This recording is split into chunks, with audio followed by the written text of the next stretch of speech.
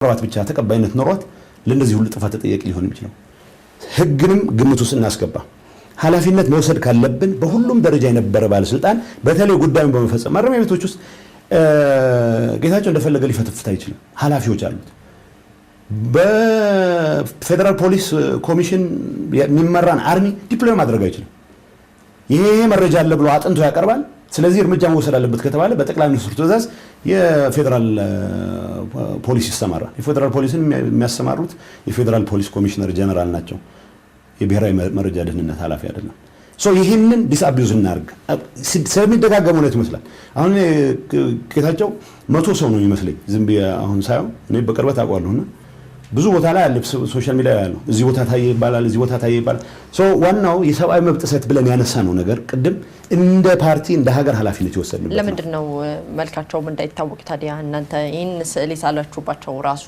ኢህአዴግ አይደለም መልካቸው ማይታወቅም እሳቸው በማን እንደሆኑም እንኳን አይታወቅም ሶ አሁን ተረት ስትፈጥሪ እንደዛ አይደለም የሚሆነው አያጅቦ ማለት ጀምራለች እና ህፃናት ይኑር ጭራቅ ይኑር አይኑር አይታወቅም ሳይኖርም ጭምር ሰው ማስፈራሪያ ይሆናል አሁን ወደ ሰው ማስፈራሪያነት ደረጃ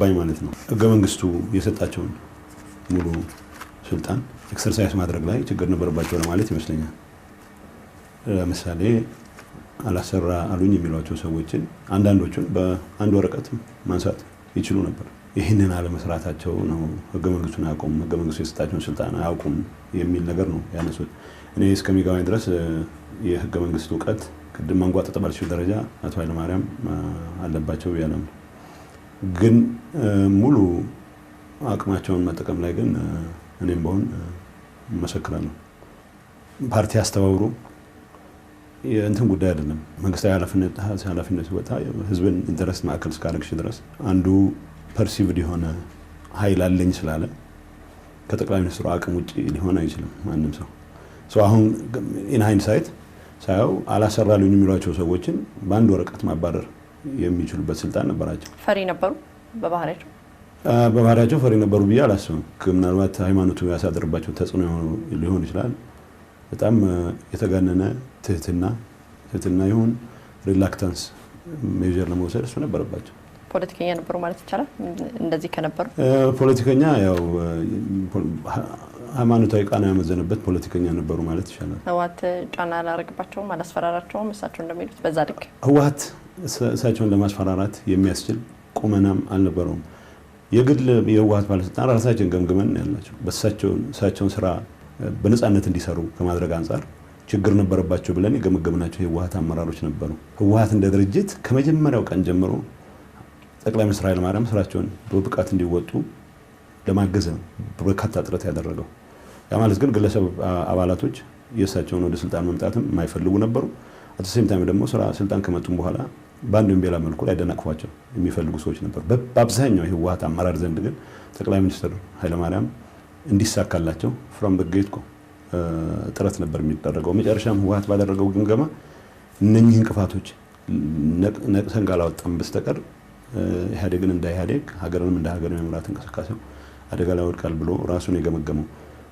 አሁን ነው የምሰማቸው ጠቅላይ ሚኒስትር ኃይለማርያም እንደዚህ ነበር የሚል አንዳንዱ ለምሳሌ ባለፈው የሰማሁት ትንሽ ግር ያለኝ አዚፍ በዴይ ቱ ዴይ ጉዳዮችም ጭምር ትዕዛዝ ይወስዱ እንደነበር አይነት የሚያስመስል ነገር ነው ለምሳሌ ትልልቅ የሚባሉ ባለስልጣኖች ያስቸግራሉ የሚሏቸው ባለስልጣኖች በግሌ በነበረኝ ቅርበት ለምን እርምጃ ተወስድባቸው ያልኩ ኢንሲስት ያደርግ ነበር ሶ እርምጃ ካልወሰድሽ ኤክስፕሌን ላደርገው አልችልም ኦፊሻል ባለን ግንኙነት ምክንያታቸውን ማብራራት አልችልም ፍርሃት ልትውጭ ያለሽ ግን እኔ እስከሚገባኝ ድረስ ሽጉጥ ይዞ መጥቶ ያስፈራራ ሰው አልነበረም ግን በሳቸው በኩል ሪላክታንሱ ነበረ እንደዚህ አይነት እርምጃዎችን ለመውሰድ ያለመፈለግ ነበረ ስልጣናቸውን አልተጠቀሙበትም ምናልባት ጠቅላይ ሚኒስትር መለስ ዜናዊ እንዳረፉ እሳቸው ናቸው ወደ ወንበሩ የመጡት ምናልባት እሳቸው ወደ ወንበራቸው ባይመጡ ኖሮ አሁን ያለው ነገር እያንዳንዱ ነገር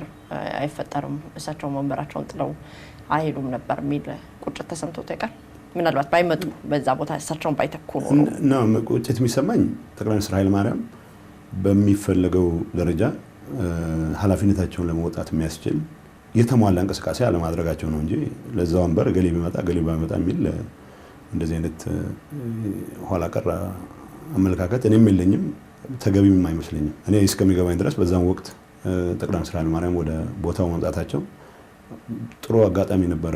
አጋጣሚ መጠቀም ላይ ግን ስትራክቸራል ችግሮች ናቸው ወደዛ ያደረሱን። የህዝብን ጥያቄ መስማት፣ የህዝብን ጥያቄ ሰምቶ አድረስ ማድረግ ምንም የሚያውቀት ነገር አለውና ነው የተለየ ብቃት የሚጠይቀው። እሱን ማድረግ አለመቻላችን ነው። ኮሌክቲቭሊም እንደ ኢህአዴግ አመራር እሳቸውም እንደ ኢህአዴግ ሊቀመንበር ፌል ያደረጉበት እንጂ የእሳቸው ሼር ፐርሶናሊቲ ብቻውን ለችግሩ መከሰት ምክንያት ሆኗል ብዬ አላምንም። ግን ችግሩ ቶሎ እንዳይፈታ በማድረግ በኩል ግን ፐርሶናሊቲያቸው አስተዋጽኦ አድርጓል የሚል እምነት አለ። በሚዲያዎች ላይ በተለያየ ሚዲያዎች ላይ በፓርላማዎች ላይ ቀርበው የተናገሯቸው ንግግሮች እንደ አማካሪ ሲሰሙ ተጣልተው ያውቃሉ? ተቆጥተዋቸው ያውቃሉ? አነጋጋሪ ንግግሮቻቸው እኔ ልቆጣቸው አልችልም። ጠቅላይ ሚኒስትሩ ያው ፐርሶናሊቲ ይህም በተቻለ መጠን ኃላፊነትን አክብሬ ሊሚቴን አውቄ ነው መንቀሳቀስ ሞክረው። ግን ካንዲድ ሆነን እንነጋገራለን። ይሄን ባትል ኖሮ አልቲሜትሊ ግን የራሳቸው ውሳኔ ነው የሚሆነው። ግን እንዳልኩሽ እንደ ዜጋም ትንሽ እንትን የሚሉኝ እንደ ሊደርሺፕ ውስጥም ከገባው በኋላ የሚታዩኝ ነገሮች ግን ገልጽላቸው ነበር። በዚህ መልኩ አድረስ ባይደረግ ቃላት አፋቸው ላይ ለማስቀመጥ ብዙ ባልደፍርም ግን ሞክራለሁ አቅም የፈቀደው መጠን። ይሄን ባትል ይሄን ብትል የሚል እንወያያለን። እኔም ጋር ትንሽ ፐርሰናል በሆነ ደረጃም እንቀራረብ ነው። ካንዲድሊ ነው የምንነጋገረው እና አልቲሜትሊ ግን የጠቅላይ ሚኒስትሩ የራሳቸው ዲሲሽን ነው። ጠርጥሮ ያውቃሉ በቃኝ ብለው ሊወጡ እንደሚችሉ በሽንፈት ሊጠናቀቅ እንደሚችል አይቻቃሉ። ከዛ በፊት ወጣለሁ ያሉበት አጋጣሚ በአካል በአይኔ አይቻለሁ። ሪዛይን አደርጋለሁ ብለው ማለት ነው። እንዴት ተቀመጡ? መልሰው እንዴት ተቀመጡ? ያው ትንሽ ተወያየንበት። ተለመኑ። ኦኬ እኔ በግል ያየሁትን ነው እንግዲህ ወጣለሁ ብለው በጣም ኢሞሽናል ሆነው ከተወሰነ አይ ቲንክ አሁን አስገራሚ የሆነው ኤግዛክት ምክንያቱ የተጠራቀመ ሊሆን ይችላል። ከዛ በዛ ወቅት አንድ የውይይት መድረክ ላይ ይመስለኛል አንድ የአመራር የስራ አስፈጻሚ ተቆጥቶ ተናገሯቸው መሰለኝ። ከዛ ቢሮ ስገባ እሳቸው ጥሩ ሁኔታ አልነበሩም እና ፍራስትሬት እንዳረጉ አቅ ነበር። ኢንፋክት እኔ ዲፌንድ ለማድረግ ሞክሬያለሁ። በሌሎች ጣልቃ እንዲገቡ እንደዚህ አይነት ጠቅላይ ሚኒስትሩ ስራውን እንዳይሰራ ሊያደርግ የሚችሉ ምልክቶች ማስቆም አለብን። ግን እኔ ተሳስበው እንደ መሪ ከሳቸው አቅም ውጭ አልነበረም። የቴምፐራመንት ኢሹ ካልሆነ በስተቀር ምንድነው ያው የባህሪ ጉዳይ ካልሆነ በስተቀር ጸንቶ የሆነ ነገር የማለት ጉዳይ ካልሆነ በስተቀር ከሳቸው ቁጥጥር ውጭ የሚወጣ ነገር አልነበረም። ምክንያቱም ግን ያን ነገር አይቸባቸዋል። እሱ ኩዊት የማድረግ አዝማሚያ አይነበረም። ስለዚህ ከሳቸው ባህሪ አንጻር ውስብስብ የሆነውን የአፍሪካ ቀንድ ፖለቲካ ለመምራት ምንም ብቃት የላቸው ማለት እንችላለን? ኖ የብቃት ኢሹ አይደለም። ቅድም እንዳልኩት የቴምፐራመንት ኢሹ ነው። እንደውም ጠቅላይ ሚኒስትር ኃይለማርያም ኢንፎርሜሽን ሶክ አፕ ማድረግ በደንብ ኢንፎርሜሽን ይይዛሉ። ጥሩ ተማሪ ናቸው የሚል እምነት አለ። ማለት አዲስ ሲቹዌሽን ጋር ለመላመድ እንትኑ ነበራቸው።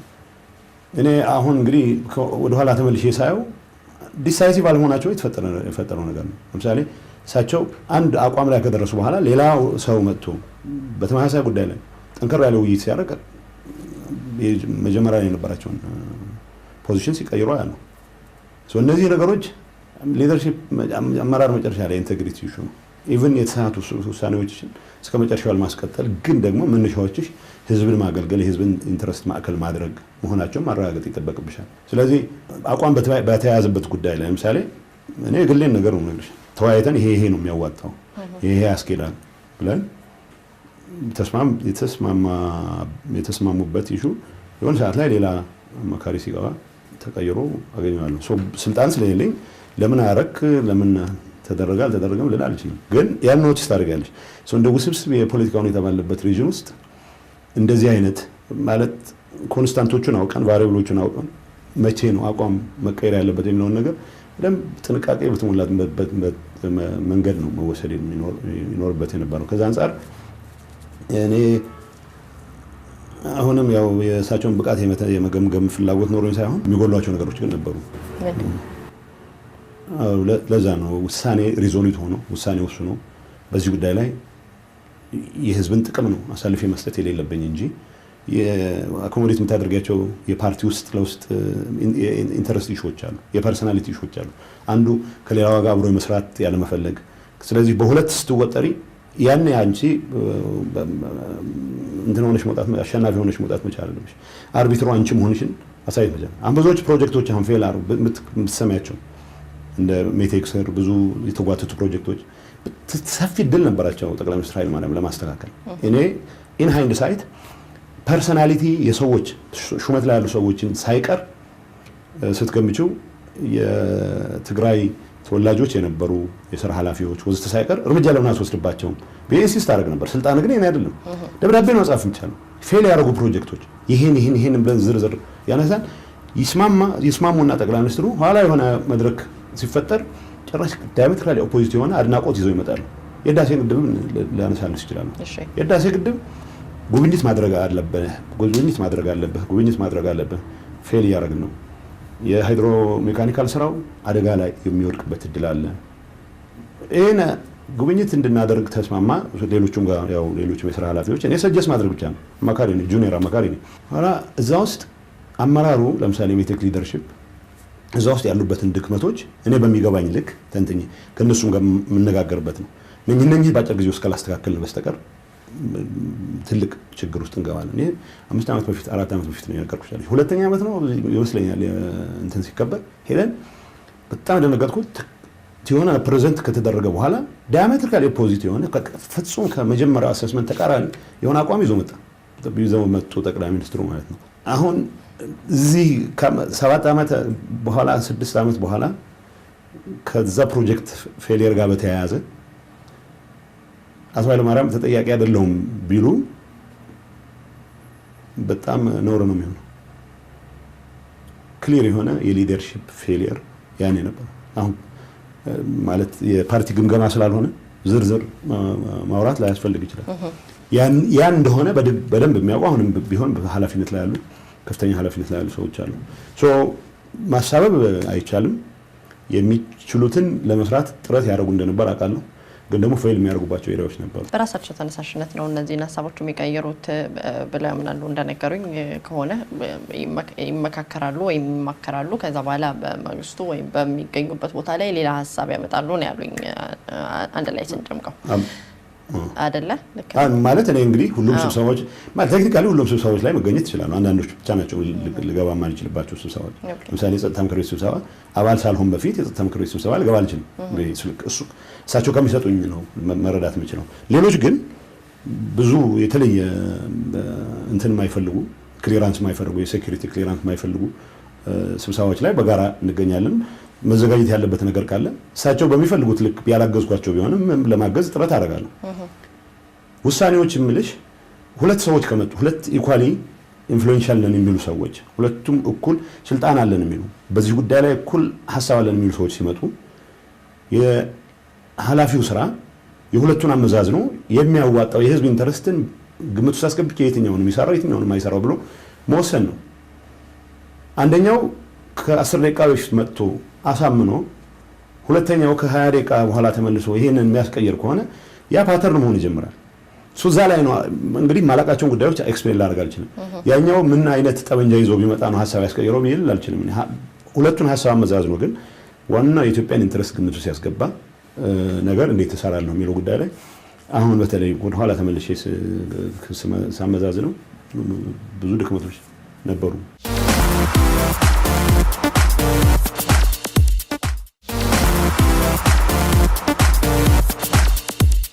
በአቶ ኃይለማርያም ደሳለኝ ጊዜ በአገሪቱ ከፍተኛ አለመረጋጋት እንደነበረ ይታወቃል።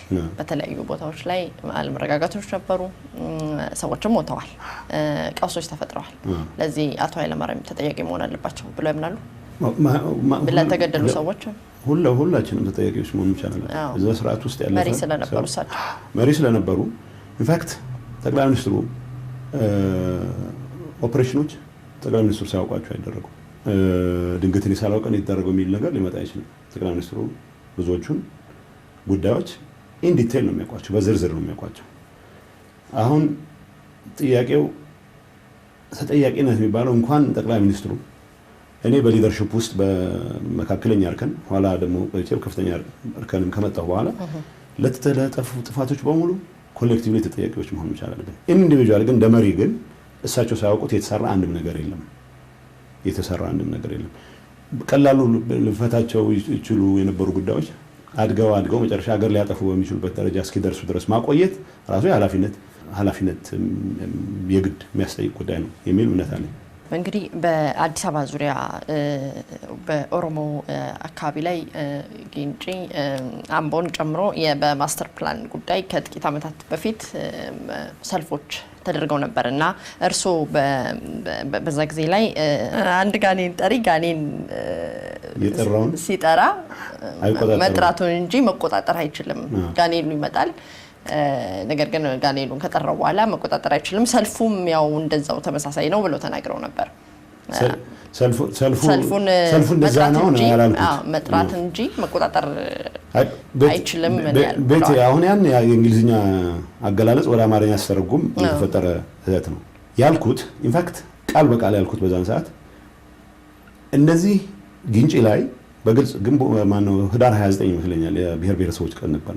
ከኦሮሚያ ኮሚኒኬሽን ያን ኃላፊ ከነበሩት ጋር ስንነጋገር ይህንን አስቀድመን ካላመንን በስተቀር ሌጂቲሜት ጥያቄ የሚያቀርቡ ወጣቶች በሞቱ ቁጥር ኤክስፕሌን አዌይ ለማድረግ በምናደርገው ጥረት ችግሩን እናባብሰዋለን የሚል አቋም ነበር። ጠቅላይ ሚኒስትሩ መግለጫ እንዲሰጡ ክልሎች መጀመሪያ ይስጡና አቶ ሙክታር ይመስለኛል እንደምንም አቶ ሙክታር እንዲሰጡ አደረግን። ከሰጡ በኋላ ፌደራል ኮሚኒኬሽንስ ሚኒስትር እንዳልሽው ነው። እኔ ቀውስ ላይ ነው የገባሁት። ኃይለኛ ቀውስ በተጀመረበት ሰዓት ላይ ገባሁ። የድርቅ ኢሹ ነበረ። የኦሮሚያ ፊንፊኔ ዙሪያ የነበሩ ግጭቶች ነበሩ። ሰው መግለጫ ስሰጥ ምንድን ነው ያልኩት? ዛሬም ቢሆን ትልልቅ ሁከቶች ነበሩ። መኪና ለማስቆም ሰው ለመግደል የተደረጉ ጥረቶች ህዝብ ያስቆመው ሌጂቲሜት ጥያቄ ቢኖሮት እንደዚህ አይነት መንገድ ማድረግ የለብንም ያለው የአካባቢው ህዝብ ነው። ስለ ሆሎንኮም ነበር ማወራው ነው። ይሄ ካልኩ በኋላ እነኚህ ጸረ ሰላም ኃይሎች የሚል ጥያቄ ስለበዛ እነሱማ ኦልሬዲ ቫዮለንስ ጠርተዋል። የጠሩት ሁከት ማስቆም የሚችለው የተደራጀ ህዝብና መንግስት ነው ያልኩት። አንፎርቹኔትሊ የተጠቀምኩበት ኤክስፕሬሽን እንግዲህ አንድ ደብተራ የሚጠራውን ጋኔን መጥራት እንጂ ጋኔኑን መቆጣጠር አይችልም። ስለዚህ ያ ከሆነ በኋላ ያን ቫዮለንስ ማስቆም የሚችለው የተደራጀ ህዝብና መንግስት ነው የሚል ግን ኢሚዲየትሊ ዘይላችድ ኦንቱ ያቺ ኤክስፕሬሽን ላይ ራሱ አይ ቲንክ ለመቆራረጥ ባደረጉት ጥረት እዛ ውስጥ ሪስፔክትፉል ነበርኩ። ለተሰላፊዎቹ ሌጂቲሜት ጥያቄ ነው የሚያቀርቡት ያለ የፌዴራል መንግስት ባለስልጣን ማን ነበር? የክልሎቹ ሌላ ነገር ነበር የሚሆኑት። ሌጂቲሜት ጥያቄ ያላቸው እሱን መስማት ነው የሚጠበቅብን። ኢቭን እነሱ እዛ ውስጥ ሁከት እየተፈጠረም ጭምር ወደ እንትን እንዳይሄድ አንድ ቦታ ላይ መኪና አስቆሙ ሊያቃጥሉ ሲሉ ያስቆሟቸው አመጹ ውስጥ የሚሳተፉት ግን ደግሞ አመጹ በዛ ደረጃ ቫዮለንት መሆን የለበትም የሚሉት። ይሄን ካወራሁ በኋላ ነው ይሄን ኤክስፕሬሽን አንፎርቹኔትሊ ግን ያ ኤክስፕሬሽን ሆነ መጨረሻ የኔን ኬሪርም ዲፋይን ያደረገው ማለት ነው እንጂ ከአስተሳሰብ አንፃር ሰልፈኞቹንም አላልኩም። ለሰልፈኞቹም ኢንፋክት መልሰሽ መስማት ትችላለሽ። ሪስፔክትፉል በሆነ መልኩ ነው ትክክለኛ ጥያቄ እያቀረበውን ጭምር መስማት ስላልቻልን የሚል ነበረ። ግን እንዳልኩ አንፎርቹኔት ቃል አጠቃቀም ነበረ። ከዛ በኋላ በሄድኩበት አጋጣሚ በሙሉ በዛ መልኩ ነው ይወሰድ የነበረው። የፌዴራል መንግስት ትልቅ ባለስልጣን ነበሩ። ኑሮትም በአዲስ አበባ ነበረ። ጠቅላይ ሚኒስትር አብይ አህመድ ወደ ስልጣን ከመጡ በኋላ በመቀሌ ገብተዋል፣ እዚሁ ከተመዋል ተብለዋል። አባሮት ነው ወይስ ሸሽተው ነው እዚህ የመጡት? እኔ እኮ ወደ መቀሌ የመጣሁት ጠቅላይ ሚኒስትር አብይ ጠቅላይ ሚኒስትር ሳይሆን በፊት ነው። እኔ ከህወሓት አዲስ ለውጥ ሲያደርግ የፖሊትቢሮ አባል ሲሆን የስራ አስፈጻሚ አባል ሲሆን አዲስ ምደባ ተደረገ። ከፌዴራል ክልል ፖለቲካ ጽህፈት ቤት የፓርቲ ፖለቲካ ጽህፈት ቤት ውስጥ እንድገባ ስለተደረገ ነው። ይሄ የሆነው ክቡር ጠቅላይ ሚኒስትር ዶክተር አብይ አህመድ ወደ ስልጣን ከመምጣታቸው ከ5 ወር በፊት ነው።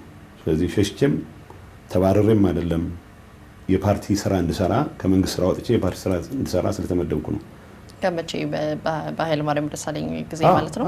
ስለዚህ አማካሪነቱን ትተውት ነበር ከ5 ወር ወዲህ በእሳቸው ከመለቃቸው በፊት የፖለቲካ የስራ አስፈጻሚ ኮሚቴ አባል ከሆንኩ ጀምሮ ተነስቼ መቀሌ ተመድቤ ነበር። መኖሪያዎት ግን በአዲስ አበባ ነበረ፣ የሚኖሩት በአዲስ አበባ ነበረ ተብለዋል። አሁን ሙሉ ለሙሉ ጠቅልለው የገቡት ከዶክተር አብይ አህመድ መምጣት በኋላ ነው ሙሉ በሙሉ እዚህ ያሉት ተብለዋል። ስህተት ነው።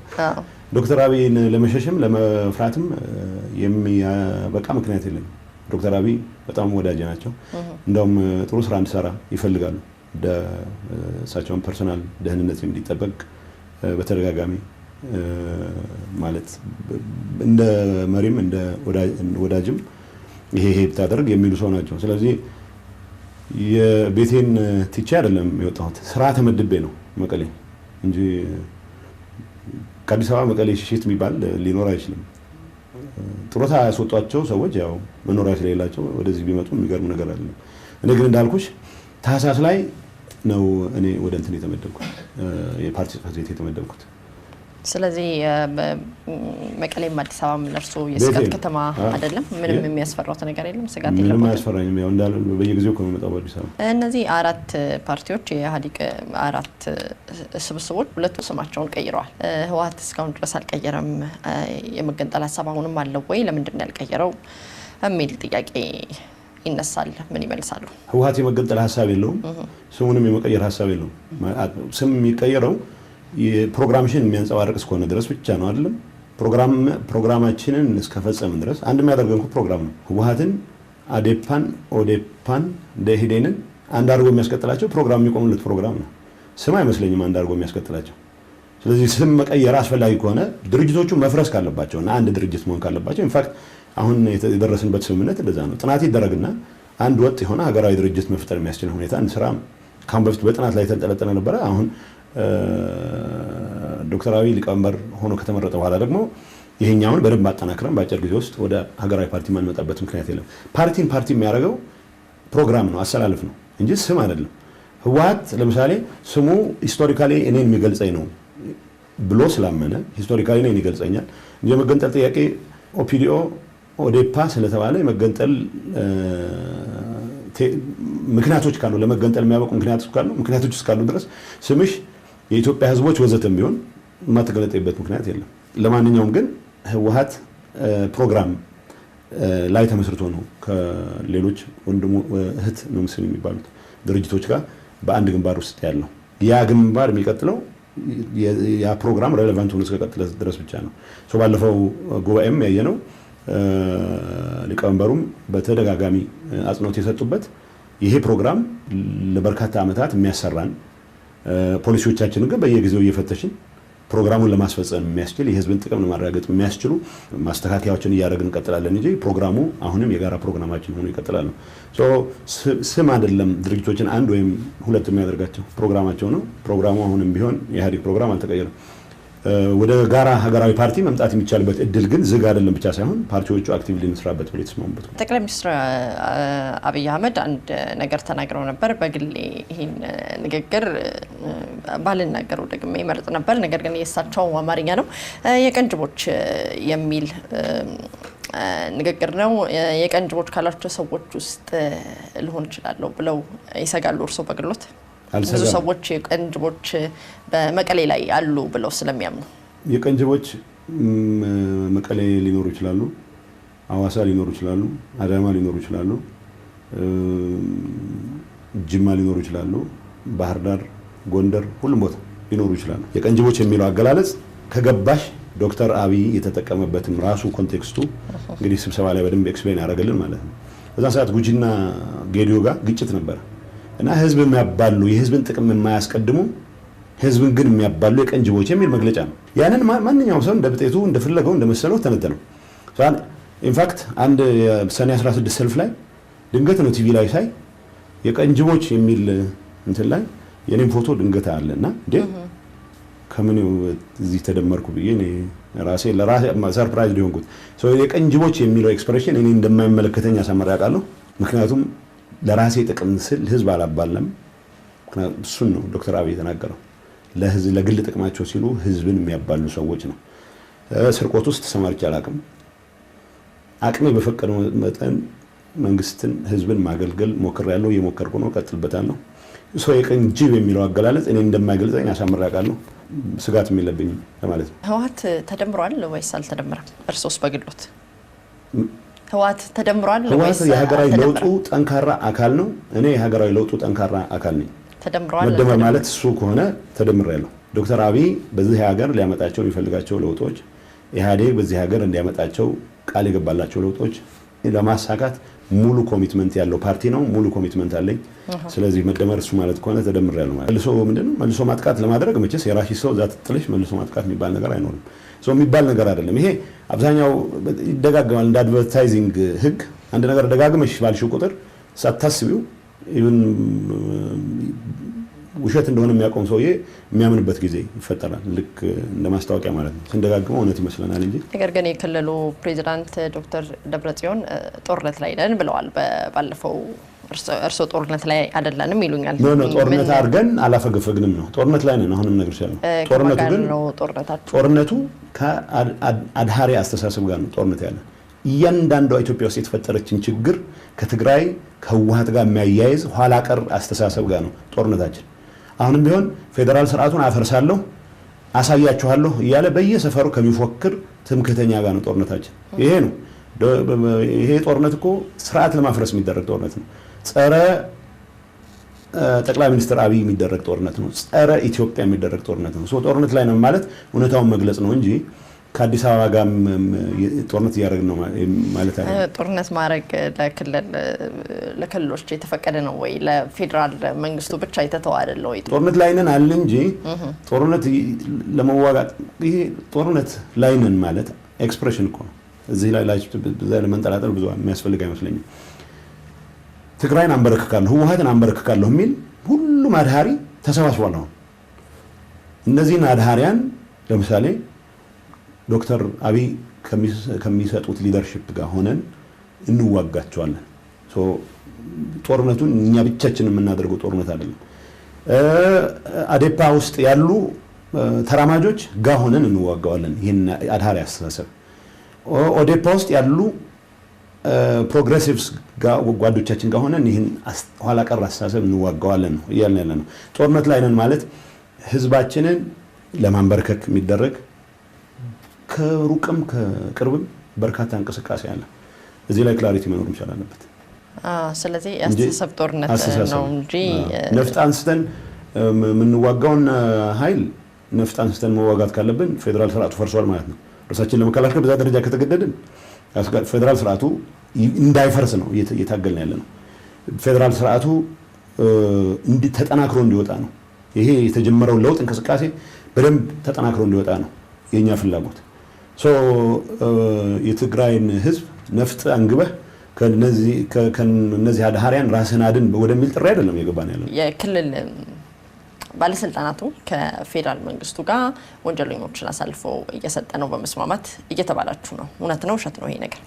በዚህ ወንጀለኞች ብለው የሚታመኑበትን ሰዎች መጠየቅ አሁን እዚህ ላይ መጠየቅ ያለባቸው ብለን የምናምናቸው ፖለቲካል ዲሲሽን ተወስዶ መጠየቅ ያለባቸው የሚባሉ የክልሉ መንግስት በህጋዊ መንገድ ፖለቲካል ዓላማ ለሌለው ተግባር ክስ ይመሰረትባቸዋል በተባሉ ሰዎች ላይ ኢን ፕሪንሲፕል ተቃውሞ የለንም ብቻ ሳይሆን የምንተባበርበት እድል ሰፊ ነው። እዚህ ጋር ክልሉ ገዢ ፓርቲው ህዝቡም የሚያነሳው ግን ለፖለቲካ ፍጆታ ሲባል ማንኛውንም ችግር ከአንድ ፓርቲና ከአመራሩ ጋር ለማጣበቅ የሚደረግ ጥረት ግን አንአክሰፕተብል ነው። ይህንን ነው የማንቀበለው። ወንጀል ስለመፈጸማቸው እርግጠኛ ያልሆኑ ግን ለፖለቲካ ፍጆታ ሲባል አስቀድሞ የሚዲያ ካምፔን የሚደረግባቸው እንቅስቃሴዎች መቆም እንዳለበት በቅርብ በተደረገም ውይይት አንስተን ተነጋግረንበታል። ስቲግማ ለመተው የሚደረግ ጥረት አለ እዚህ ሀገር ውስጥ ባለፉት 5 ዓመታት በተለይ ባለፉት 5 ዓመታት ህዝብን ከህዝብ ጋር በማጋጨት ህዝብን ከህዝብ ጋር በማባላት በሰላም ሊፈታ ይችል የነበረን ችግር ወደ ግጭት እስካሌት እንዲያደርግ በርካታ ፍጅት እንዲደርስ ያደረጉ በርካታ የሥራ ኃላፊዎች አንድም ነገር ሳይሆኑ ስራውን ለመስራት ህጋዊ ቤሲስ የሌላቸው ከሐሜት በስተቀር እዚህ ግባ ቢባል ማስረጃ የሌለባቸው ሰዎች ሳይቀር ከዚህ ድርጅት ጋር በማያያዝ ለማሰር ሰብስቦ አገሩ በሙሉ ችግሩ በሙሉ በእነዚህ ግለሰቦችና በዚህ ድርጅት ብቻ የተፈጸመ አድርጎ ለማቅረብ የሚደረገው እንቅስቃሴ ግን ፖለቲካሊ ሞቲቬትድ ነው፣ ትክክል አይደለም ብለናል ይላል። ከዛ ውጭ ግን አብረን ሀብት ያበክነ ሰው ያሳደደ ወዘተ ውስጥ ያሉ ኃይል ጋር አብረን እንሰራለን። የጋራ ጥፋት ነው። የጋራ ጥፋት ጥፋተኞችን በማረቅ ረገድ ደግሞ ሁላችንም ኃላፊነት አለብን። የአንድ ንግግሮት የእርስዎ ንግግር ማይረሳ ንግግሮት አማራና ኦሮሞ እሳትና ጭድ ናቸው ያሉበት ነው። አላልኩም። የአማራ ህዝብ ሀገሩን የሚወድ ህዝብ ነው። የአማራ ህዝብ እንደሌላው ህዝብ መጠቀም የሚፈልግ ፍትሃዊ ተጠቃሚነት ማረጋገጥ የሚፈልግ ህዝብ ነው። የኦሮሞም እንደዛው፣ የትግራይም እንደዛው። ጠብ በእነዚህ መሀል የለም። አማርኛ ካልተናገርክ አጠፋለሁ የሚል እና አልተበደልክም በደል የሚባል አልደረሰብህም ብሎ የሚፎክር ትምክህተኛ እና ተበድያለሁ የሚል የበለጠ በደል ደርሶብኛል የሚል የጋራ ጠላት አለን ብለው ብቻ አንድ ሰፈር ላይ መፈክር ይዘው መጣታቸው እኛው ራሳችን የፈጠርነው ነው ያልኩት። ይሄ አጀንዳ እሳትና ጭድ የሆነ አጀንዳ ነው። ኢትዮጵያ በአንድ ልብ በአንድ እንትን መገዛት አለባት የሚለው መገንጠል አለብኝ የሚለው ሁለቱ እሳትና ጭድ ናቸው ነው። ይሄኛውን አቋሜን አሁንም አልቀይርም። አማራና ኦሮሞ ግን እሳትና ጭድ አይደለም። አማራና ኦሮሞ ወዳጅ የሚዋደዱ ህዝቦች ናቸው። በታሪክ አብሮ የኖሩ ህዝቦች ናቸው። ልክ ትግራይና አማራ ማንም ሊለያያቸው የማይችሉ ህዝቦች እንደሆኑት ሁሉ ማለት ነው። ሚዲያ ላይ ይህንኑ ደጋግመሽ ስትዩ እውነት ነው ይመስለው ያልኩ ነው ይመስለው። ያልኩትን ብትሰሚ ምን እያልኩ እንደሆነ ይገባሻል። አሁን ይሄንን ያልኩትን የደገምኩት የእርስ በርስ የሚጣፋ አጀንዳ ያዙ ሰዎች አንድ ላይ መጥተው በእኛ ስህተት ምክንያት አጀንዳው ግን ሀገር የሚያፈርስ ነው፣ እሳትና ጭድ ስለሆነ ነው። ምን ማለት ነው? እርስ በርሱ የሚጋጭ ህዝብ ማለት ነው። አንዱ ነው አጀንዳ አንዱ ምን ይላል? የፌዴራል ስርዓቱ ያጠፋናል ይላል። አሜሪካም ሆኖ የሚሆን የትም ሆኖ አዲስ አበባም ተቀምጦ የፌዴራል ስርዓቱ ያጠፋናል መፍረስ አለበት ይላል። ሌላኛው ደግሞ የፌዴራል ስርዓቱ ሙሉ በሙሉ ስላልተተገበረ አደጋ ላይ ወድቀና ይላል። ሁለቱ እንዴት አንድ መድረክ ላይ አንድ አቋም ይዘው ሊያንጸባርቁ ይችላሉ? ስለ ይሄንን ስለሚያራምደው ኤሊት ነው ያወራሁት። የአማራ የሚል የለው፣ የኦሮሞ የሚል የለው። ሰው ግን በራሱ ጊዜ አይደለም፣ በኢህአዴግ ጥፋትም ጭምር ኢህአዴግ ደጋግሞ በደንብ አርቲክሌት ስለማደርገውም ጭምር ትምክህትን ለአማራነት ጥበትን ለኦሮሞነት ሰጥቶ ጨርሷል። የራሳችንም ስህተት ነው ያልኩት። ይህንን የተዛባ ትርጉም የፈጠነው ራሳችንን በዛች መድረክ ላይ ፋና ላይ ነው ውይይት እጅን እያወራችሁ ነበር። ሁሌ የሚደጋግሙት ሰው ነው ይመስለኛል። ሙሉን 10 ደቂቃ መስማት አይጠበቅብሽም። 1 ደቂቃ ኤክስተንድ ብታደርጊ እሱን ነው የማወራው። አጀንዳ እርስ በርስ የሚጣፋ አጀንዳ። አንደኛው ፌዴራል ስርዓት እንዲፈርስ ይፈልጋል። አንደኛው ደግሞ ኖ ይህ ስርዓት አላገለገለኝ ወይ መገንጠል አለብኝ ወዘተ ይላል። ሁለቱ የሚጣፋ አጀንዳ ነው። ስለዚህ የኛ ድካም ያሳያል። እነዚህ ሁለት አጀንዳዎች አንድ ላይ መሄዳቸውና መቀጠላቸው የኛን ድካም ያሳያል ብለዋል። በደንብ አላጠላንም ማለት ነው ወይ ተብለዋል። ማጣላት እንደማይጠቅም ስለማቅ የማጣላት አጀንዳ አልነበረም የነበረኝ። የህዝብ ተጠቃሚነት የማረጋገጥ አጀንዳ ነው። ኢትዮጵያን እንኳን አጣልተ ነው እንዲሁም አሁን በስጋት እየተከበበ ነው።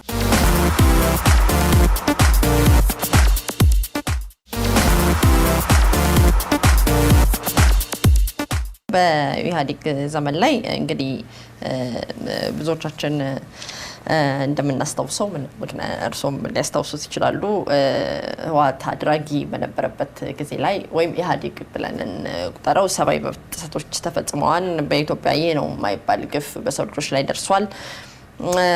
ህይወት ጠፍቷል፣ አካል ጎሏል፣ ብዙዎች የስነ ልቦና ጉዳት ደርሶባቸዋል፣ የአእምሮ ጉዳት። ለዚህ ሁሉ ጥፋት መቼ ነው ይቅርታ የምትጠይቁት ብሎ ሰው ይጠብቃቸዋል። ኢህአዴግ ጀምሯል። ዶክተር አብይ ኢህአዴግን ይቅርታ ሚሽን ስፒርሄድ ነው እያደረገ ያለው።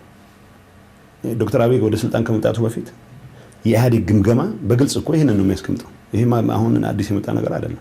ህዝባችንን ሰብአዊ መብት ጥሰት እንዳደረጉ እንደተደረገ በመንግስቶት በኢህአዴግ ጊዜ ሴቶች እንደተደፈሩ አካለ ጎደሎች እንደሆኑ በእስር ቤት ማሰቃያ እንደነበረ ያምናሉ።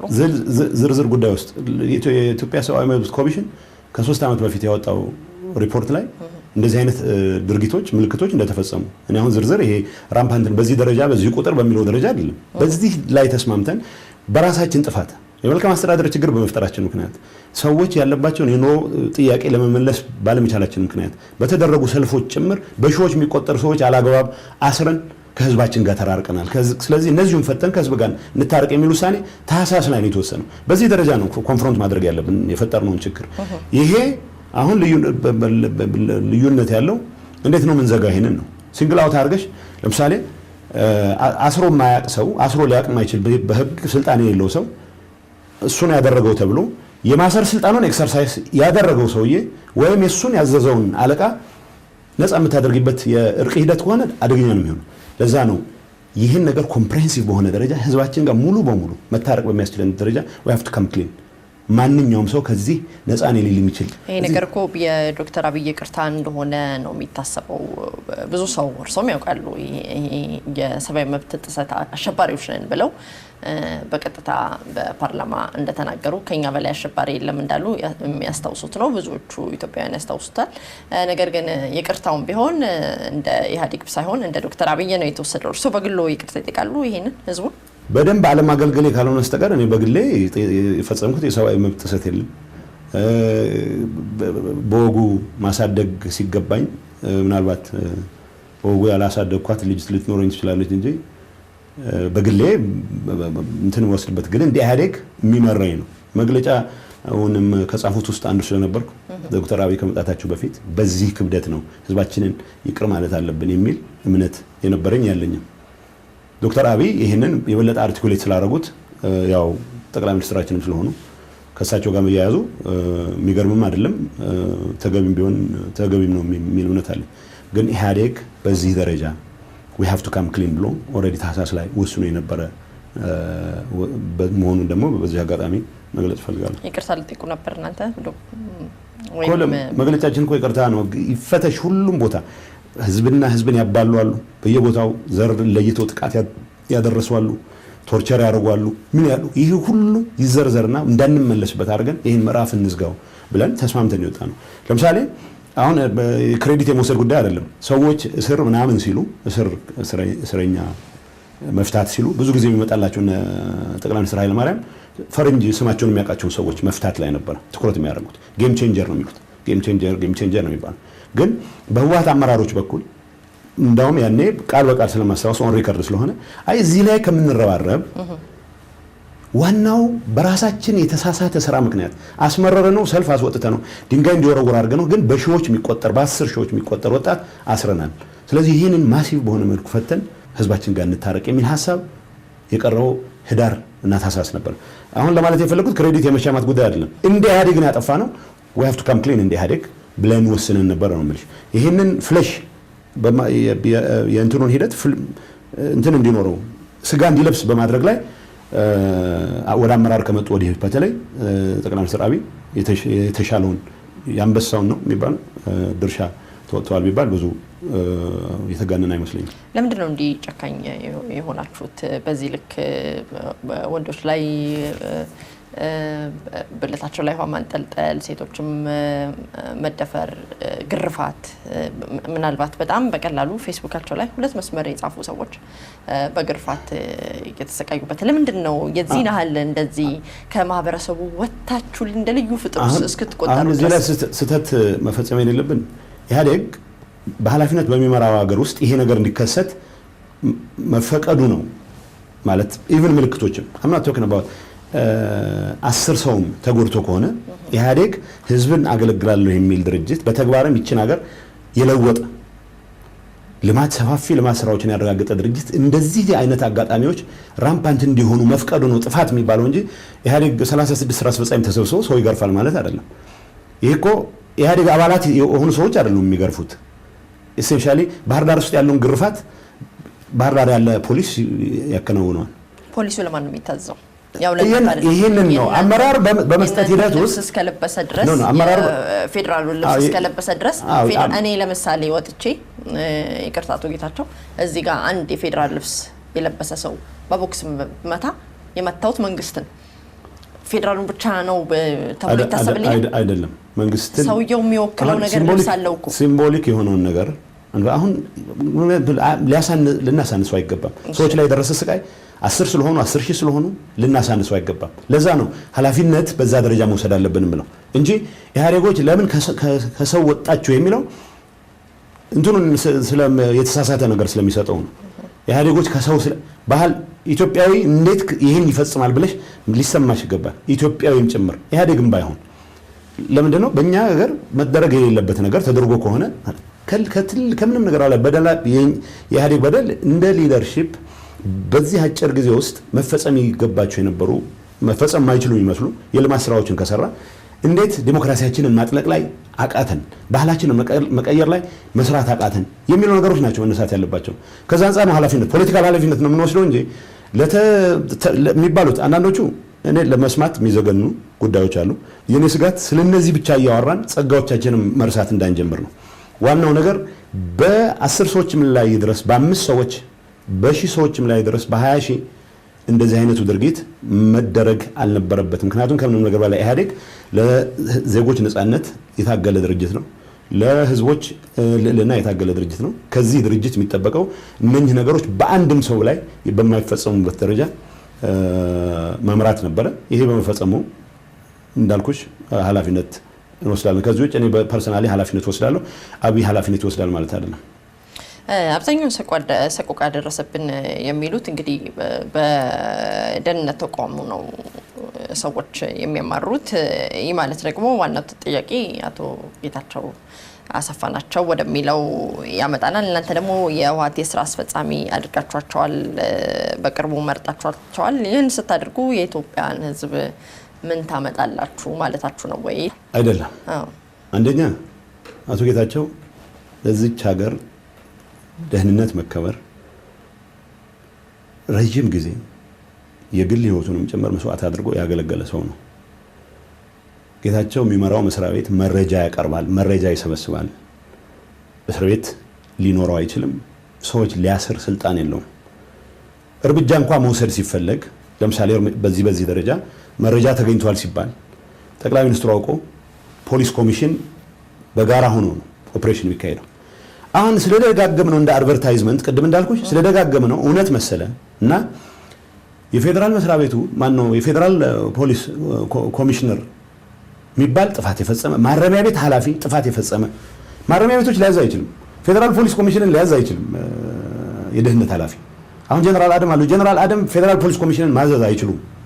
ማድረግ የሚችሉት የተጠና ጥናት አለ፣ እዚህ አካባቢ የሆነ እንቅስቃሴ አለ፣ እርምጃ መውሰድ አለብን ተብሎ ከታመነ ጠቅላይ ሚኒስትሩ ካመኑበት የጋራ ግብረ ኃይል አለ፣ ብሔራዊ መረጃ ፌደራል ፖሊስ አብረው ያሉበት ማለት ነው። ኃይሉን ደግሞ የሚያቀርበው ተተኳሹን የሚያቀርበው ፌደራል ፖሊስ ነው። ኤቭሪ ጥፋት የሌለው ስልጣን በሌለው ስልጣን ላይ ይሄን አድርጓል ማለት አንድ ነገር ሆኖ ኤቭሪ ጥፋት ኢቭን ኦፕሬሽኖች ተካሂደውበት ታምኖባቸው ኤቭሪ ጥፋት ግን ለዚህ ሰውዬ ብቻ መስጠት አንደኛ ጠቅላይ ሚኒስትሩ ያላዘዛቸው ኦፕሬሽኖች አይደረጉም። ፌደራል ፖሊስ ኮሚሽን በቀጥታ ኢንቮልቭ ያላደረገባቸው ኦፕሬሽኖች አይደረጉም። በእንደዚህ አይነት ሁኔታ አንድ ሰውዬ ምን ያክል የተለየ ግርማ ሞገስ ቢኖረው ነው እሱ ያቀረባት ብቻ ተቀባይነት ኖሯት ለእንደዚህ ሁሉ ጥፋት ተጠያቂ ሊሆን የሚችለው? ህግንም ግምት ውስጥ እናስገባ። ኃላፊነት መውሰድ ካለብን በሁሉም ደረጃ የነበረ ባለስልጣን በተለይ ጉዳዩን በመፈጸም ማረሚያ ቤቶች ውስጥ ጌታቸው እንደፈለገ ሊፈተፍት አይችልም። ኃላፊዎች አሉት። በፌደራል ፖሊስ ኮሚሽን የሚመራን አርሚ ዲፕሎይ ማድረግ አይችልም። ይሄ መረጃ አለ ብሎ አጥንቶ ያቀርባል። ስለዚህ እርምጃ መውሰድ አለበት ከተባለ በጠቅላይ ሚኒስትሩ ትዕዛዝ የፌደራል ፖሊስ ይሰማራል። የፌደራል ፖሊስን የሚያሰማሩት የፌደራል ፖሊስ ኮሚሽነር ጀነራል ናቸው። የብሔራዊ መረጃ ደህንነት ኃላፊ አይደለም። ይህንን ዲስአቢዩዝ እናርግ። ስለሚደጋገሙ ነው ይመስላል። አሁን ጌታቸው 100 ሰው ነው የሚመስለኝ ዝም ብዬ አሁን ሳየው፣ እኔ በቅርበት አውቀዋለሁና ብዙ ቦታ ላይ አለ፣ ሶሻል ሚዲያ ላይ ያለው እዚህ ቦታ ታየ ይባላል፣ እዚህ ቦታ ታየ ይባላል።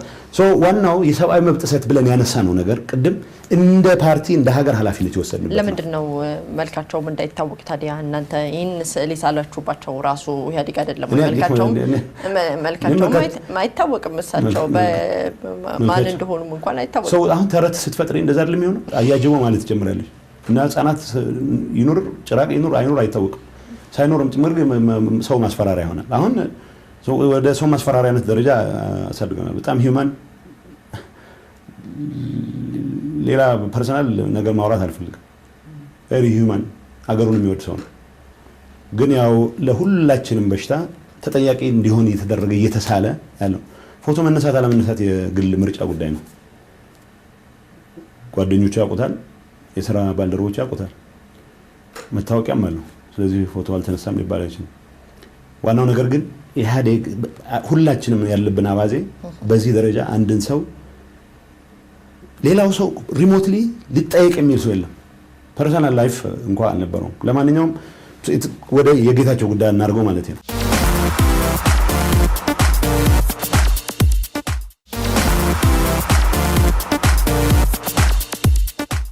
ሰሞኑን ብዙ ሰዎች ከሜቴክ ጋር በተያያዘ ከሰብአዊ መብት ጥሰትም ጋር በተያያዘ ወደ እስር እየገቡ ነው። ትናንትና የሜቴክ ጀነራልም እንደዚሁ በቁጥጥር ስር ውለዋል። እርስዎ ይህን እስር እንዴት ያዩታል?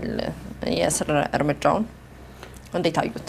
እኔ አንድ ነገር ብቻ ነው መናገር ፈልገው በዚህ ጉዳይ ላይ ፖለቲካሊ ሞቲቬትድ መሆን የለበትም። ያጠፋ ማንኛውም ሰው ተጠያቂ መሆን ይችላል አለበት። እኛ የሜቴክ የመንግስት የልማት ተቋም ነው። ያባከናቸው ነገሮች ካሉ የባከነ ነገር ማንኛውም ያባከነ ተጠያቂ መሆን ይችላል አለበት። የመንግስት ንብረት የዘረፈ ማንም ተጠያቂ መሆን አለበት ማለት የኛ ሌቦች ብለን የምናስቀምጠው ነገር የለንም። እዚህ ለምን ከህዋት ጋር እንዲያያዝ እንደሚፈልግ አልገባኝም። ስለ ብዙም በዚህ ጉዳይ ላይ የሚሰጠው ነገር የለም። ጀነራል ብቻ ነው መስጠት የሚችለው። ጀነራል ነው የምንወስዳቸው እርምጃዎች ፖለቲካሊ ሞቲቬትድ መሆን የለባቸውም። የምንወስዳቸው እርምጃዎች የሚያስተምሩ መሆን መቻል አለባቸው። የምንወስዳቸው እርምጃዎች የተወሰነን ግሩፕ ሲንግል አውት የሚያደርጉ መሆን መቻል አለባቸው። ሌብነት ውስጥ ዘረፋ ውስጥ የተሳተፈ በሙሉ አካውንትድ ፎር መሆን መቻል አለበት። ሰብአዊ መብት ጥሰት ውስጥ የተሳተፈ በሙሉ በየደረጃው አካውንትድ ፎር መሆን መቻል አለበት። ይሄን ካረግን ኢትዮጵያ እንድትሻል ሀገር እናደርጋለን። አቶ ኢሳያስ በየጊዜው ወደ ኢትዮጵያ ይመላለሳሉ። እንዲሁም አንዳንዶቹ ፕሬዚዳንት ኢሳያስ በአገሪቱ ውስጥ ወይም በኢትዮጵያ ጉዳይ ሳይቀር እጃቸውን እየከተቱ ነው የሚል ንግግር አላቸው። እርስዎ ይሄንን እንዴት ያውታል? በዚህ ጉዳይ ላይ አስተያየት አሉት? አይ ጠቅላይ ሚኒስትር አብይ እዚህ በኤርትራ ሰላም ጉዳይ ላይ በአካልም ስለተገኘው እሳቸው ሲያመጧቸው ሰሩትን በግልጽም ነገርናቸዋል። ጠቅላይ ሚኒስትር አብይ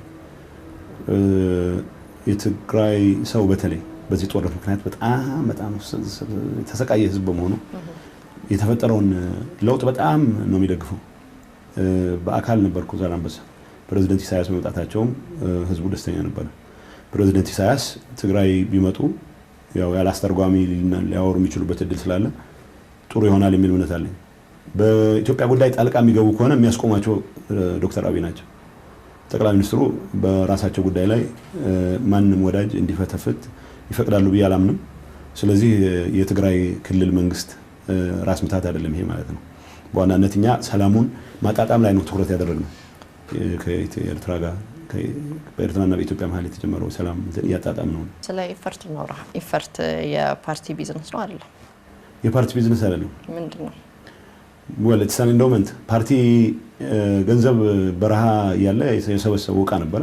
ያን ዕቃ በፓርቲ ማስተዳደር ስለማይችል ኢንዶመንት ተፈጥሮ ያ ኢንዶመንት ለትግራይ ኢንዱስትሪያላይዜሽን ትግራይ ክልል ሊኖር ለሚችለው ኢንዱስትሪያላይዜሽን እንደ ሴንተር ሆኖ እንዲያገለግል ተብሎ እየተሰራ ነው። ሶ የፓብሊክ ፕሮፐርቲ ነው። የህዝብ ነው ኢፈርት ብለው ያምናሉ? እኔ የህዝብ እንዲሆን በመወሰነ ነው ለህዝብ የሰጠነው። መቼ ኢፈርት ሲቋቋም ኢንዶመንት ነው ኢትሳን ኢንዶመንት። ስለዚህ በትግራይ ክልል ውስጥ ለሚኖሩ የልማት እንቅስቃሴዎች እርሾ ሆኖ እንዲያገለግል ነው። ስለዚህ ፋብሪካዎች ይሰራል፣ ሰዎች ይቀጥራል፣ ኢምፕሎይመንት ኦፖርቹኒቲ ይፈጥራል። በትጥቅ ትግል ወቅት ለምሳሌ በትጥቅ ትግል ወቅት አካል ጉዳት የደረሰባቸው ሰዎች አሁን በቅርብ ጊዜ በደንብ ሪስትራክቸር የተደረገ ነው። ሼርም ጭምር ለተደራጁ የህብረተሰብ ክፍሎች ኢሹ ያደርጋል። ሶ ፓርቲው ለምሳሌ እኔ ፓርቲው ከፍተኛ አመራር ነኝ። ከ9ኙ አመራር ውስጥ ከኢፈርት ሳንቲም ላይ ማዘዝ አልችልም። የራሱ ካውንስል አለው፣ የራሱ ቦርድ አለው። ያ ቦርድ የት ቦታ ላይ ኢንቨስትመንት መደረግ እንዳለበት ይወስናል። የት ቦታ ስኮላርሺፕ መስጠት አለብኝ ብሎ ይወስናል። የት ቦታ ፋውንዴሽን አለው። በሱ ሱር ከሚገኙ ገቢ ውስጥ መታገዝ ያለባቸው ህብረተሰብ ክፍሎችን እየለየ መማር ያለባቸው ህብረተሰብ ክፍሎችን እየለየ ለዚህ አይነት አገልግሎት ይሰጣል። ሶ ፐብሊክ ነው ሲባል ፓርቲው ኦን አያደርገውም ማለት ነው እንጂ እያንዳንዱ ኃላፊ አግዳሚ የኢፈርት ሀብት ላይ ድርሻውን ይወስዳል ማለት አለ። ፓርቲው ካላገዘው ከጥራትና ከዲንሾ በተለየ ሁኔታ ለምን ትልቅ ካምፓኒ ሆነ? አቦይ ስብሃትም በአንድ ጊዜ በቪኦኤ ቀርበው በአፍሪካ ግዙፍ ኩባንያ ነው በማለት ተኩራርተውበታል። ምንም ካልተረዳ እንዴት ብቻውን ይሄን አለ ግዙፍ ካምፓኒ ሊሆን ይችላል? ማለት እንዴት ተመራ የሚለው ነው እንጂ እኛ እንትና ኢፈርት በሚፈልገው ደረጃ ስራውን ሰርቷል ብለን አናምንም። ኢንፋክት ኢንዱስትሪያላይዜሽን እርሾ መሆን አለበት ሴንተር መሆን አለበት ተብሎ እዚህ ግባ የሚባል ስራ አልሰራም ብለን ነው የምንገመገመው። እንግዲህ ከጥረት ጋር ሲነጻጸር መነሻ ካፒታላቸውም የተለያየ ስለሆነ ሊሆን ይችላል ወይ የተመሩበት መንገድም ሊሆን ይችላል። ስለዚህ በዚህ ጉዳይ ላይ መቼስ እኔ ኢፈርትን መርጬ ስለማላውቅ አስተያየት መስጠት አልችልም። 1 ቢሊዮን ከ1 ቢሊዮን ብር በላይ እኮ እዳ ተሰርዞለታል አይደል እንዴ? ይሄን ማውቀው ነገር የለኝም። በሪፖርተር ጋዜጣ ላይ እንደዛ ወጥቶ ነበር። ሪፖርተር ጋዜጣ ላይ ለምሳሌ እኔ ያልሰጠሁት መግለጫ ሰጥቷል ተብሎ ወጥቶ አስታውሳለሁ። ማስተዋወያ ተሰጥቶበታል። በዚህ ጉዳይ ላይ የተሰጠው ማስተዋወያ ስለማላውቅ በሪፖርተር ጋዜጣ ሪፖርት ላይ ተመስርቼ በማላውቀው ጉዳይ ላይ መልስ ባልሰጥ። ስለዚህ እዳ ተሰርዞለታል ብለው ያምኑ? እዳ እንዴት ይሰረዝለት ይችላል? እዳ የሚሰረዝለት ወይ ባንክራፕት መሆን ይችላል አለበት። ራይት ኦፍ ሊደረግለት ይችላል። ባንክራፕት አልሆነም። እዳውን እየከፈለ ያለ ተቋም እንደሆነ ነው የማውቀው። የተለየ ነገር ሳይደረግለት አሁንም እንደዚህ አብረቅራቂ ድርጅት የሆነው ከዲንሾም ከጥረትም ነገር አብረቅራቂ አይደለም። ትልቅ ኩባንያ ነው እኮ ብለዋል። ትልቅ ነው። በውስጡ በጣም ብዙ ነገሮችን ያቀፈ በጣም ብዙ ካምፓኒዎችን የያዘ ሲሚንቶ ፋብሪካዎችን የያዘ አይደለም ወይ ኢፈርት? ትልቅ ነው። እርዳታ ሳይደረግለት ነው ወይ ከፓርቲው? እርዳታ ከየት ማለት ነው? ከፓርቲው ከህወሓት ፓርቲው የራሱ ወጪ መሸፈን አይችልም። ምንድነው የምትይው? እኔ ፓርቲ ጽሕፈት ቤት ኃላፊ ሆኜ የተመደብኩት እና አሁን ያው የፕሬዝዳንቱ አማካሪም ስለሚባል ነው ደሞዝ የማገኘው። ለማንኛውም የተለየ ድጋፍ የሚባል ነገር ሊኖር አይችልም። ግን ቀደም ብሎ የጀመረ ስለሆነ ሪሌቲቭሊ ገዘፍ ካለ የፋይናንስ አቅም የጀመረ ስለሆነ በርካታ ብድርም አለው። ብድሩን መክፈል አለው። ካልከፈለ ያው ባንክራፕት ይሆናል። እንደማንኛውም ሰው ማለት ነው። ሊያድነው የሚችል ነገር የለም። በተለይ መልኩ እንዳውም ቅርብ ጊዜ የሰማሁት አንዳንድ ፕሮጀክቶቹ የግድ ከህወሓት ጋር ስለሚያያዝ ብቻ ፋይናንስ ሊያደርጉ የሚችሉ ተቋማትም ሳይቀር ሪላክታንት እየሆኑ ወደፊት ማስኬድ የተቸገረበት እንደነበረ አውቃለሁ። ከዚህ ውጭ የተለየ ድጋፍ ለማድረግም የሚያስችል ፖዚሽን ነበረ የሚል እምነት የለኝም። ህወሓትን ብዙዎቹ ከትግራይ ህዝብ ነጥለው እንደማያዩ ያውቃሉ። እርሶም አብሮ ቅድም እንዳሉት ህወሓት ሲነሳ ኢህአዴግም በቀድሞ አቋሙ ሲነሳ ጨፍጫፊ፣ ጨካኝ፣ በእስር ቤቶች የሚያሰቃይ የተናደደበትን ሰው የሚያሳድድ አቋምና ቁመና ነበረው። በዚህ ውስጥ አብሮ ተጨፍልቆ ከእናንተ ጋር የትግራይ ህዝብ እንደ ህወሓት መጠላቱ ይቆጩታል? ህወሓት የሚቆጨኝ ጨፍጫፊ ቁመና ስለነበረው አይደለም፣ ስላልነበረው ማለት ነው። አልነበረውም። የሚቆጨኝ ህወሓት ለትግራይ ህዝብ የገባውን ቃል በሚፈለገው ደረጃ ባለማሟላቱ ነው። የትግራይ ህዝብ እና ህወሓት አንድ ተደርገው የሚሳሉበት የተሳሳተውን አንግል እንተውና ለትግራይ ህዝብ ሙሉ ኮሚትመንት ኖሮት የታገለ ድርጅት በሚፈለገው ደረጃ ልማትን ማምጣት ባለመቻሉ አሁንም ሲግኒፊካንት ቁጥር ያለው የትግራይ ህዝብ ከድህነቱ ወደ በታች ነው የሚኖረው። የሚቆጨኝ እሱ ነው። የሚቆጨኝ ቆርጦ ቀጥሎች ህወሓት ጨፍጫፊ ነው የሚል ነገር በመደጋገማቸው ምክንያት እንደ ሀገር ሁላችንም ባጠፋናቸው ጥፋቶች ሁሉም ተሰብስበው አንድ ቋት ውስጥ ህወሓት ቋት ውስጥ እንዲቀመጡ በመደረጉ እንዲቀጠቀጥ መደረጉ ብቻ አይደለም፣ ያም ይቆጨኛል። ግን ከምንም ነገር በላይ ህወሓት ለትግራይ ህዝብ በሚፈለገው ደረጃ ልማት ማምጣት አለመቻሉ ነው የሚቆጨኝ። የኔ ቁጭት አሁን ይህንን እንዴት ማካካስ እንችላለን የሚል ነው። በዶክተር አብይ አህመድ ጊዜ ምን ያህል የህወሓት ሰው ሹመት ታገኘ? እንደዚህ አይነት ኦዲት አድርጌ አላውቅም። ማለት እንደማንኛውም ሰው ማሰብ አይፈልጉም ጭራሽ። የህወሓት ሰዎች ወኪሎች፣ ተወካዮች አሉ በመንግስት ውስጥ በተለያየ የስልጣን እርከን። ያን ያክል ብዙ የሚያሳስበን አይደለም። ፕሬዚዳንት ኢሳያስ አፈወርቂ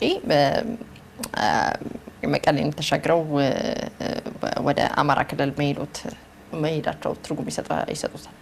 በዛ የነበረው ነገር ምንም አልሰጠውም። ማለት ያው ባህር ዳርም ሀገራቸው ነው፣ መቀሌም ቢመጡ እናስተናግዳለን። በዶክተር አብይ ግብዣ እንደሄዱ ነው የምናውቀው። ለምንድን ነው ወደዚህ መምጣት ያልፈለጉት ብለህ አስባለሁ? ስፔኩሌት ማድረግ አልፈልግም። ያው ግን አንድ ቀን ይመጣል የሚል እምነት አለ። ጥሩ። የአሜሪካን አምባሳደር በመቀሌ ይገኛሉ፣ እዚህ ያሉ ተብለዋል። ለምን ጉዳይ ነው የመጡት? ክሎ የለኝም። አያውቁም? አላውቅም። እዚህ መምጣታቸውን አያውቁም? ድርድር ላይ ናችሁ እየተባላችሁ ነው። በዚህ በወንጀለኞች ጉዳይ ላይ በመስጠትና ባለመስጠት ፕሊስ እንደዚህ አይነት ድርድር የለም። በዚህ አልመጡም ጭራሽ ምንም አምባሳደሩ ምን አገባቸው? ድርድር የሚባል ነገር የለም በዚህ ጉዳይ ላይ። ቅድም ያልኩሽ ነጥቦች በኢህአዴግ ደረጃ በፖለቲካሊ የምንነጋገርባቸው ናቸው እንጂ ምን ተፈጥሮ ነው በዚህ ጉዳይ ላይ ድርድር የሚጀምረው? ስለዚህ በዚህ የተፈጠረ ምንም ነገር የለም። አሜሪካ አምባሳደር ፕሮጀክት ይኖራል የሚመጡበት ዩኒቨርሲቲ እንደነበሩ ሰምቻለሁ ትናንት። ከዛ ውጭ ከፖለቲካ ጋር ተገናኝቶ እንደተወራ አያውቁም? አላውቅም ፍጹም። ያው አሁን እየሰማሁ ነው። እሺ የአማራ ክልላዊ በክልሉ የቅማንትን ህዝብ ያሰቃያል፣ የራያ ህዝብ ተበደለ ብሎ ደግሞ በሌላ ክልል ስለ ህዝብ የተጨነቀ አስመስሎ እንዲሁ መግለጫ ያወጣል። እናንተ ደግሞ የወልቃይትና የራያን ህዝብ ያሰቃያችሁ የቅማንት ህዝብ የዘር ማጥፋት ተፈጽሞበታል ትላላችሁ። የግብዝነት እስከመቼ ድረስ ነው? ግብዝነትስ አይደለም ወይ? የራያ ህዝብና የወልቃይት ህዝብ በሚፈልገው ደረጃ ያልተመለሱለት ጥያቄዎች አሉ።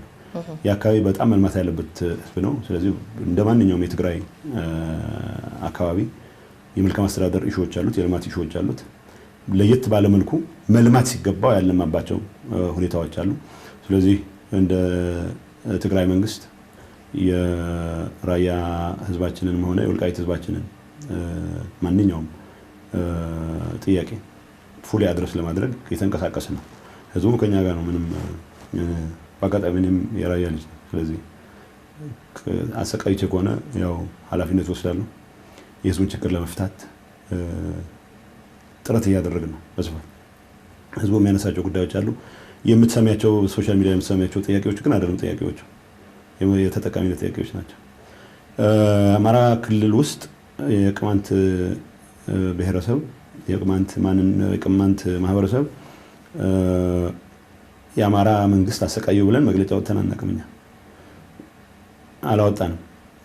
ያለን ግምገማ የአማራ መንግስት አሰቃይቶታል በዛ ደረጃ ስላልገመገመ በማንነቱ ምክንያት ግን ማንም ህዝብ መጠቃት የለበትም የሚል እምነት አለን። የአማራ ክልላዊ መንግስት ደግሞ ይህን ችግር መፍታት አለበት በራሱ ጊዜ። እኛ ስለጠየቅነው መግለጫ ስለወጣን መሆን የለበትም። በእኛም ጉዳይ አስተያየት መስጠቱ አይደለም የሚያሳስበን፣ አስተያየት የሰጠበት ካሁን በፊት መንገድ ነው። ልክ እንደ ተለየ ባለቤት አድርጎ መግለጫ ስለወጣ ነው እንጂ የአማራ መንግስት የትግራይ ህዝብ ጉዳይ ቢያሳስበው የትግራይ መንግስት በአማራ ህዝብ ጉዳይ የአማራ ህዝብ ጉዳይ ቢያሳስበው የሚያስገርም አይደለም። አፍተር ኦል አንድ ድርጅት ነው። እሱ አይደለም አሁን ሊያሳስበን የሚገባው የሚደረግበት መንገድ ነው። ግብዝነቱ ብቻ ሳይሆን ለማንኛውም እነኚህ ነገሮች በመቀራረብ የምንፈታቸው ናቸው። የቅማንት ማህበረሰብ መበደል የለበትም። ግን ይህን በደል የማስቆመው እኔ አይደለሁም። ይህን በደል የሚያስቆመው ፈርስት ኤንድ ፎርሞስት የአማራ ክልላዊ መንግስት ነው። ካልሆነ ፌዴራል ስርዓቱ ይህንን ጉዳይ መፍታት የሚያስችል አቅም አለው፣ ቢውልት-ኢን ስትራክቸር አለው። ይህ እንዲሆን መፍቀድ የለብንም። መፍቀድ የሌለብን ከምንም ነገር በላይ ለኢትዮጵያ ለፌዴራል ስርዓቱ ትልቅ አደጋ ስለሚሆን ነው። ከዚህ ውጭ አንዱ በሌላው ጉዳይ ጣልቃ እየገባ የማይሆኑ መልእክቶች በተለይ በእኔና የአማራ መንግስት ኃላፊ መካከል ሊኖር በሚችል ፐርሰናል ቁርሾ ምክንያት ህዝብ የሚባላበትን ሁኔታ እየፈጠርን መቀጠል የለብንም። ይሄ ካሁን በፊትም አቋሜ ነው፣ ያሁንም አቋሜ ነው። በህወሓት በኩልም ያለው እውነቴ ነው። በመጨረሻ የሚሉት ነገር ካለ ለእርሶ ልስጥና እኔ በጣም አመሰግናለሁ እንግዳይ ስለሆኑ በድጋሚ አመሰግናለሁ። እኔ ያው እስካሁን ያልኩት የሚበቃ ይመስለኛል። አንድ ነገር ግን ትግራይ በሚመለከት ህወሓት እንደ ፍጥርጥሩ ህወሓት ራሱን መከላከል ይችላል በሚዲያ በምን ትግራይን በሚመለከት ያለውን ኮንፊውዥን በማጥራት ግን ብታግዥ ጥሩ ነው እላለሁ። ዞር በይና ሰው የሚወድ ህዝብ ነው፣ ሰው የሚያከብር ህዝብ ነው። ይሄን ካልኩ በቂ ነው። አመሰግናለሁ።